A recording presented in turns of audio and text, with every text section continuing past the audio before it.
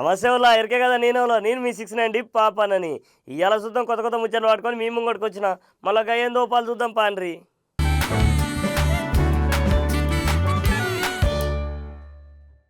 ఇగో నుల్లా నోరు మంచి అయితే ఊరు మంచి అయితే అంటారు కాదుల్లా మన పెద్దలు.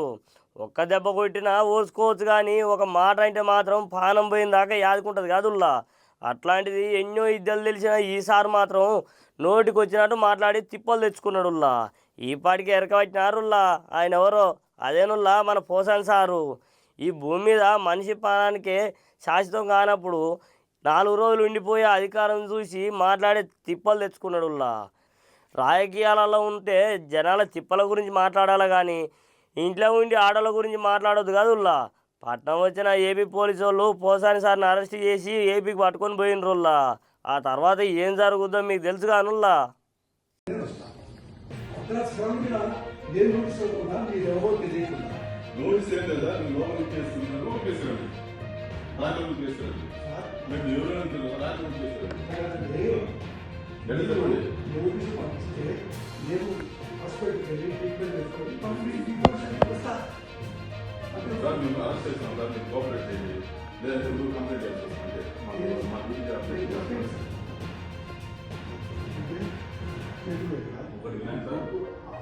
మా కోఆపరేషన్ చేయండి. పేషెంట్ కూడా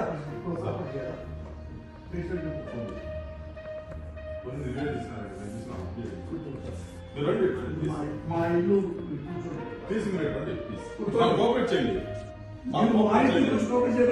పోలీసు మీ ఇంటి కదా కేసు ఉంటే ఎవరింటికైనా ఎక్కడైనా జమ్మూ కాశ్మీర్ టు ఇండియాలో ఎక్కడైనా మీరు అరెస్ట్ చేసే అధికారం మాకు ఉంది.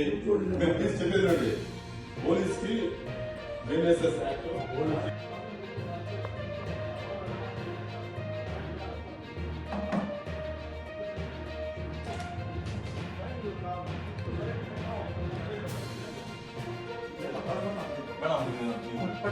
అరెస్ట్ చేస్తున్నాం మేడం.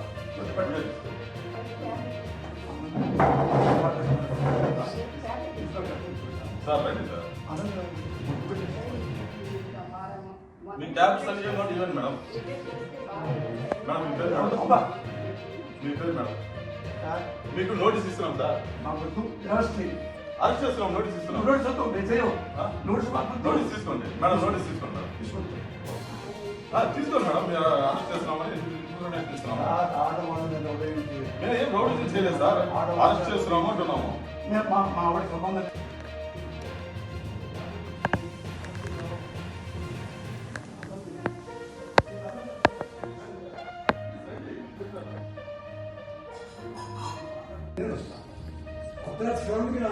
ఏ నోటీస్ ఇవ్వకుండా మీరు ఎవరో తెలియకుండా నోటీస్ ఏం లేదా. మీరు లోపలికి కేసు లోపలికి కేసురండి. రాజలోకి కేసురండి. మీకు ఎవరు రాజలోకి కేసురండి. నోటీసు పంపిస్తే నేను హాస్పిటల్కి వెళ్ళి ట్రీట్మెంట్ వేసుకొని వస్తా. సార్ మేము అరెస్ట్ చేస్తాం సార్. మీకు కోఆపరేట్ చేయండి. లేదంటే నువ్వు కంప్లైంట్ చేయాల్సి వస్తుంది. మా గురించి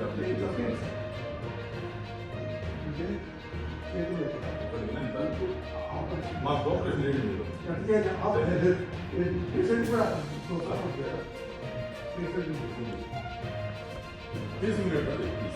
కోఆపరేట్ చేయండి.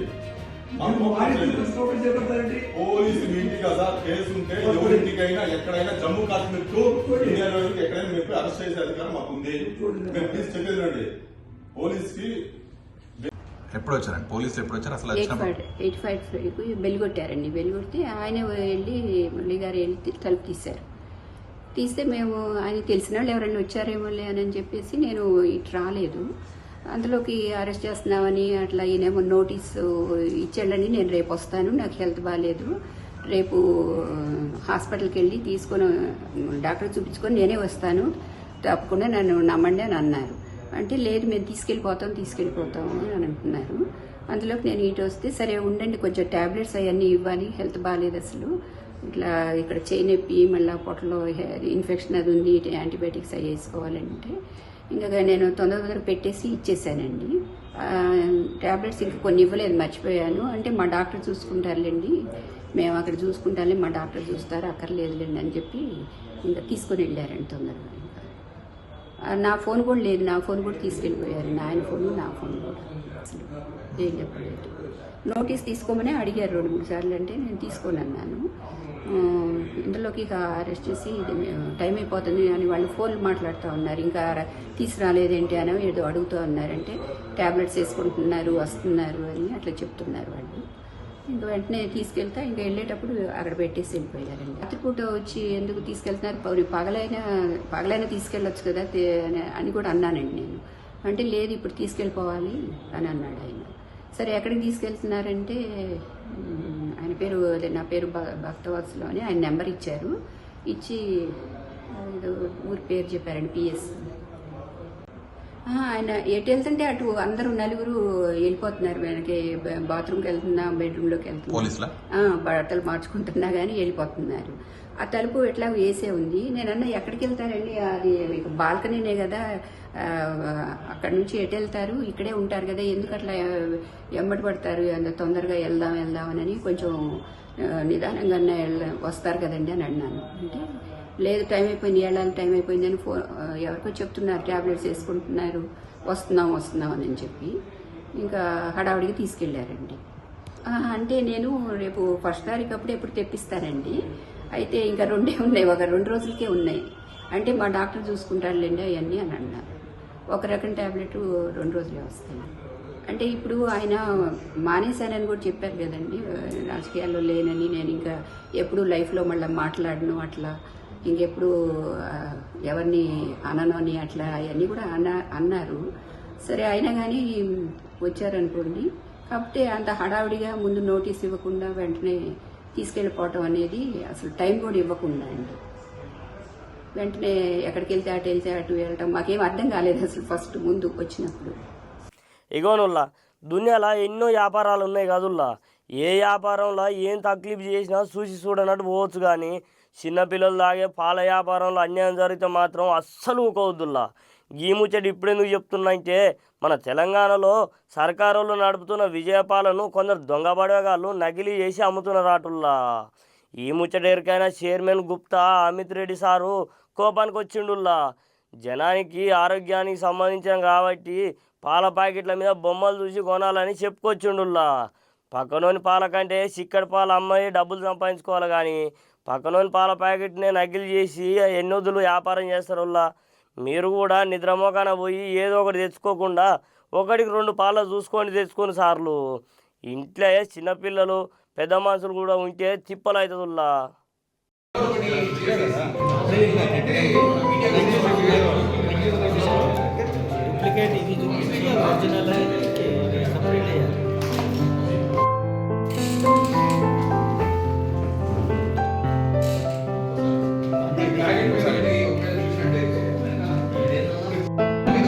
విజయ తెలంగాణ అని క్లియర్గా రాసింది చూడండి.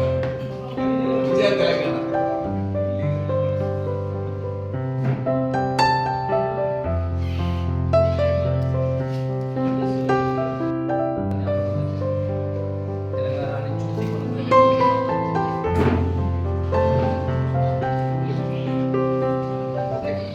తెలీదు వాళ్ళు ఏం కలుపుతున్నారో మనకు తెలియదు, ఏ విధంగా పాలు మంచి నాణ్యమైన స్టాండర్డ్స్ ప్రకారం తయారు చేస్తున్నారో లేదో కూడా మనకు తెలియదు.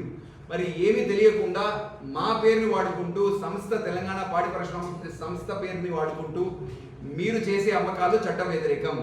దయచేసి మిమ్మల్ని అందరినీ కూడా మరొకసారి కోరుతా ఉన్నా, ఇట్లాంటి చట్ట వ్యతిరేక కార్యక్రమాలను మీరు వెంటనే ఆపుచేయండి. అదేవిధంగా ప్రజలందరికీ కూడా నా విన్నపం ఏంటంటే, మీరందరూ కూడా ఆలోచన చేయండి. మన రాష్ట్రానికి సంబంధించిన రైతులు పండించే పాలు వాళ్ళకి మంచి ధరిచ్చి మనం కొంటా ఉన్నాం. మీకు కూడా మంచి క్వాలిటీ పాలు అందించే విధంగా మెగా డైరీ ఒకటి కూడా తయారైంది. దాంట్లో కూడా ట్రయల్ రన్స్ కంప్లీట్ అయ్యి అతి తొందరలో ఫుల్ కెపాసిటీలో యూటిలైజేషన్ తీసుకొస్తా ఉన్నాం. మంచి నాణ్యమైన పాలు, మన స్థానిక రైతాంగం పండించే పాలు మనం యూజ్ చేసి తీసుకొస్తున్న పాల ప్యాకెట్ ఇది. అందరూ కూడా దృష్టిలో పెట్టుకోండి. పాలు కానీ, పెరుగు కానీ, నెయ్యి కానీ, పాల ఉత్పత్తులు కానీ విజయ కింద తెలంగాణ అని కూడా చూడండి. ఇది విజయ తెలంగాణ, మన తెలంగాణ పాడి పరిశ్రమాభివృద్ధి సంస్థ బ్రాండు. సో విజయ పేరు వేరే వాళ్ళు వాడకూడదు. విజయ తెలంగాణ మటుకు మన బ్రాండు. మీరు పాలు కొంటున్నా, ఏది కొంటున్నా విజయ కింద విజయ తెలంగాణ ఉందా లేదా అనేది కూడా మీరు చూసి కొనండి. విజయ తెలంగాణ అంటే ఇది నాణ్యతకు మారు పేరు. సో దయచేసి ఈ ఫ్యాక్టర్ని కూడా మీరు దృష్టిలో పెట్టుకోండి. ఇట్లాంటి నకిలీలు ఏవైతే వస్తాయో ఈ నకిలీలను తయారు చేసే వాళ్ళని తరిమి కొట్టవలసిన అవసరం ఎంతైనా ఉంది. మేము చట్ట ప్రకారం కోర్టు ద్వారా డైరెక్షన్ కూడా తీసుకున్నాం. దయచేసి మరొకసారి ప్రజలందరినీ కూడా కోరుతా ఉన్నాం, మీరందరూ కూడా జాగృతమై మన పాలను, మన రైతాంగం పండించే పాలను మీరు కొన్నట్టయితే ఈ ప్రోడక్ట్కి తెలంగాణ విజయ పాడి పరిశ్రమాభివృద్ధి సంస్థ గ్యారంటీ, ఈ నాణ్యతకు మాది గ్యారంటీ. మరి ఈ ప్రొడక్ట్స్కి ఎవరు గ్యారంటీ? ఇది ప్రైవేట్లో తయారవుతున్నది, అన్యాయంగా అక్రమంగా బ్రాండ్ని ఉపయోగించి తయారు చేస్తున్న పాలు. సో దయచేసి మీరు ఇట్లాంటి పాలను ఈ పాల ప్యాకెట్లను కొనే కంటే ముందు మీ ముందు ఇంటి ముందు పాలు ఎవరైతే సప్లై చేస్తారో మీ పాలు వేసేవాడికి కానీ లేకపోతే మీరు కొంటున్నప్పుడు కానీ విజయ తెలంగాణ ఉందా లేదా అనేది చూసుకోండి. విజయ తెలంగాణ అంటే ఇది మన సంస్థ, క్వాలిటీకి మాది గ్యారంటీ, ఇక్కడ మటుకు ఏ విధమైన గ్యారంటీ లేదు. సో దయచేసి ఈ విషయాలను ప్రజలందరూ కూడా, మీడియా మిత్రులందరినీ కూడా నేను కోరేది ఏంటంటే ప్రజలందరికీ కూడా ఈ న్యూస్ చేరే విధంగా మీరందరూ కూడా ప్రసారం చేయమని చెప్పేసి కూడా కోరుకుంటూ, ఎందుకంటే మన సంస్థ క్వాలిటీ ఏ విధమైన ప్రిజర్వేటివ్స్ కానీ ఏ విధమైన ఇది లేకుండా మంచి పాలు, ఇవి మన పాలు కాబట్టి వీటిని కొనవలసిందిగా విజయ తెలంగాణ పాలను కానీ పాల ఉత్పత్తి ఏదైతే మా ప్రొడక్ట్స్ ఉన్నాయో ఆ ప్రొడక్ట్స్ని కొనవలసిందిగా మరొక్కసారి మిమ్మల్ని అందరికీ కూడా కోరుకుంటూ, ప్రజలందరికీ కూడా ఈ వార్త చేరే విధంగా మీరు అందరూ కూడా ప్రసారం చేయవలసిందిగా కోరుకుంటూ మరొక్కసారి ఈ ప్రైవేట్ డైరీస్ అందరినీ కూడా కోరుతా ఉన్నా. ఇగోనుల్లా దేశంలో బాగా పైక ఉన్న ఎంపీ సార్లలో ఓ 10 మంది ఉంటే అందులో మన కొండ విశ్వేశ్వర రెడ్డి ఒకరు కాదుల్లా. సారు ఇంటామ కూడా అపోలో దవాఖానలో పెద్ద డాక్టర్ కాదుల్లా. అంత పెద్ద సారు పుట్టినరోజు వస్తే ఎంత పెద్ద కార్యం చేయాలనుల్లా. అట్లాంటిది పట్నం మలక్పేట కాడున్న మూగ పోరగాళ్ళ హాస్టల్లో పుట్టినరోజు పండుగ చేసిందుల్లా కొండ సంగీత రెడ్డి మేడం. ఆ పిల్లలతోనే కేక్ గోపించి భోజనాలు సుధా పెట్టిందుల్లా. ఈ ఎంత ఎదిగినా ఒదిగినట్టు ఉండాలి కానీ వీళ్ళని చూస్తే నేర్చుకోవాలుల్లా. నామాస రోడ్ అయితే జేబుల రూపాయి లేకున్నా సోపదిగాలతోటి గొప్పలకు పోయి 1000 రూపాయలు అప్పులు చేసి తిప్పలు పడుతున్నారుల్లా. ఎట్లయితే కానీ సారు పెద్ద మనసు చేసుకొని అందరు రాజకీయ నాయకులు కూడా ఇట్లాంటి మంచి కార్యాలు చేయాలని కోరుకుంటున్న వాళ్ళు. ఎట్లయితే ఉంది సారు పెద్ద మనసు చూసి అందరు రాజకీయ నాయకులు కూడా ఇట్లాంటి మంచి కార్యాలు చేయాలని కోరుకుంటున్నా.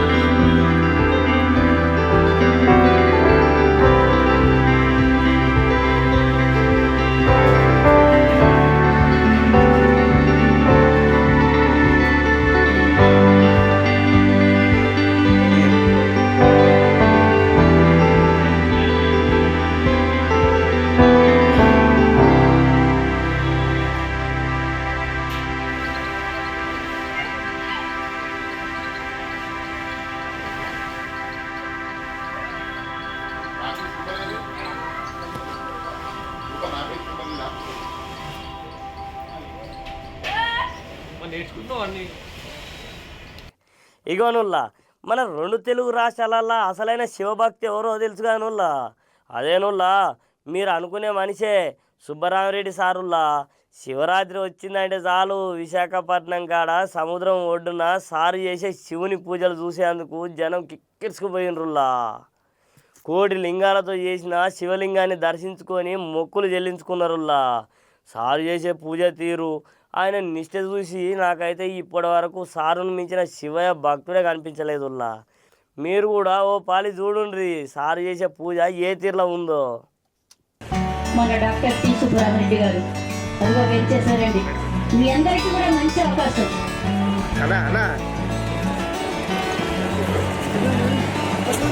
రామేశ్వర జలాలు ఎంతో కనపడి ఉన్నాయి. ఈ అభిషేకాన్ని కొమ్ములాగా తిలకించి సహస్రాలతో అభిషేకించి ఆ మహాశివుని కృపకు పాత్రలవలసిందిగా కోరుకుంటూ ఉన్నారు. ఒక్క క్షణంలో అభిషేకం ప్రారంభమవుతుంది. ఆ 1,80,00,000 శివలింగాలకు మరి ఈ విశాఖ ప్రజలందరినీ కూడా ఆయన దత్తత తీసుకొని అప్పుడే 40 సంవత్సరాల నుండి ఎన్నో పుణ్యమైనటువంటి కార్యక్రమాలు మరి మనం నోటితో చెప్పలేము. మరి ఏకైనా కూడా ఇక్కడ 1,80,00,000 శివలింగాలను ప్రతిష్ఠింపజేసి మరి వారు అభిషేకించడమే కాకుండా భక్తులందరితో కూడా అభిషేకింపజేసి మరి భక్తులందరికీ పుణ్యాన్ని పంచిపెట్టినటువంటి మన డాక్టర్ టి సుబ్రహ్మణ్య గారు ఇటువంటి మహోన్నత మహిమాన్విత కార్యక్రమాన్ని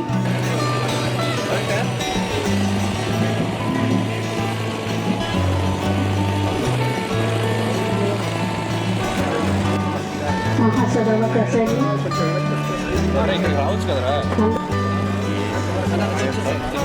ప్రతి ఒక్కరు కూడా శివాయ చెప్పి మానవ సేవ మాధవ సేవ.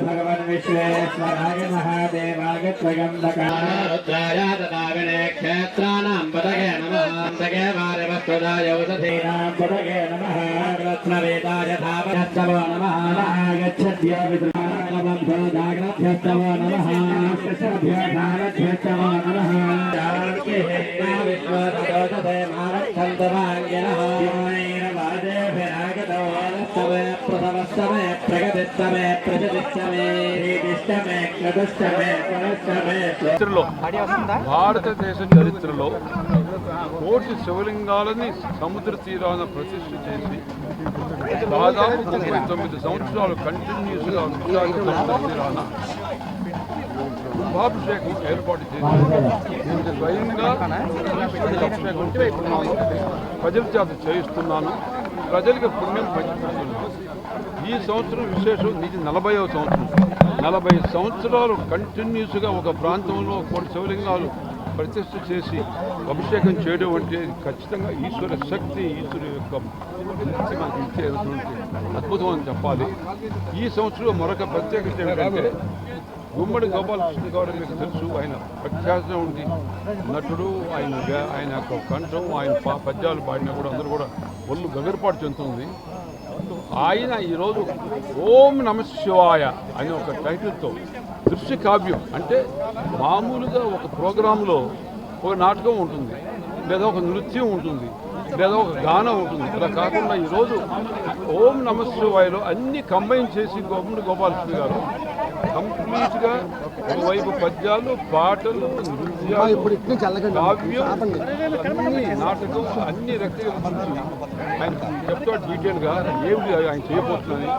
అద్భుతంగా అమోఘంగా ప్రజలకి అవకాశం. సాక్షాత్ కైలాసం నుంచి భారతీయ పరమేశ్వరులు సాయంకాలం ఇక్కడికి వచ్చేసి అందరినీ ఆశీర్వదించేటువంటి భావన మనకు కలుగుతూ ఉంది. ఇప్పుడు గుమ్మడి గోపాలకృష్ణ గారు చెప్తారు.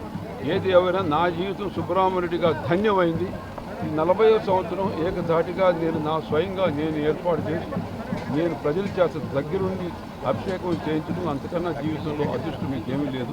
స్వయంగా కోటి శివలింగాలకి మీతో స్వయంగా ఏర్పాటు చేసి మీరు స్వయంగా అభిషేకం చేసే ఏర్పాటు నేను చేస్తున్నాను. నా జీవితం ధన్యమైంది. మీ అదృష్టం. ఈ ప్రాంతం ఎప్పుడు కూడా 3 పూర్వాలు కాయగా తెలుస్తుంది. ఇక్కడికి ఈ ప్రాంతంలో ఏమాత్రం కష్టాలు కూడా రావు. ఈశ్వరుడు కాపాడుతాడు. ఇప్పుడు గుమ్మడి గోపాలకృష్ణ గారు మాట్లాడారు. లింగోద్భవం ఎలా జరిగింది ఇవన్నీ కూడా ఈ దృశ్య కావ్యంలో మేము చూపించదలుచుకున్నాము. 3 గంటల సేపు ఓం నమ శివాయ. ఇది నేను ఎందుకంటే సుబ్బరామిరెడ్డి గారు శివస్వరూపం ఎందుకు భావిస్తామంటే శివుని హృదయాన నిల్పుచు చిత్తశుద్ధి జపము తపముగా సల్పెడి సౌమ్యగుణుడు దానశీలత భూలోక ధర్మమూర్తి సుబ్బరామరెడ్డి నీకు శుభము సుబ్బరామరెడ్డి శుభము నీకు శుభం భూయాత్.